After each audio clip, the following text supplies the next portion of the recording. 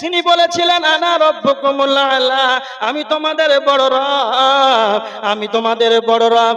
এটাই শুধু শেষ নয়, সূরা আল কসাসের 38 নম্বর আয়াতের ভিতরে আল্লাহ বলেছেন, ফিরআউন বলেছিলেন মা আমিলতু লাকুম মিন ইলাহিন গায়রি, আমি তোমাদের রব ব্যতীত অন্য কোনো কে রব আছে কি এটা আমার জানা নাই।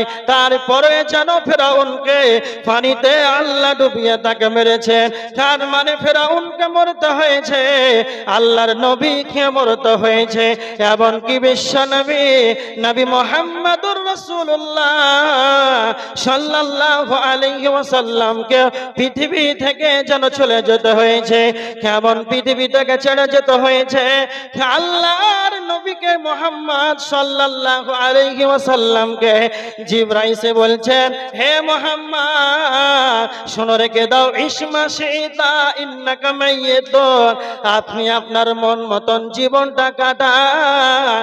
আপনি যার সঙ্গে প্রেম করেন, ভালোবাসা করেন, বন্ধুত্ব করেন, হে মুহাম্মদ তুমি শুনে রেখে দাও, হে মুহাম্মদ তুমি শুনে রেখে দাও, তুমি যার সঙ্গেই বন্ধুত্ব করো না কেন, তুমি যার সঙ্গেই ভালোবাসা করো না কেন, প্রেম নিবেদন করো না কেন, কিন্তু মনে রেখে দাও এই ভালোবাসা বন্ধুত্ব যেন ভেঙে দিতে হবে। ইন্নাকা মাইয়িতুন, তারপরে মরতে হবে।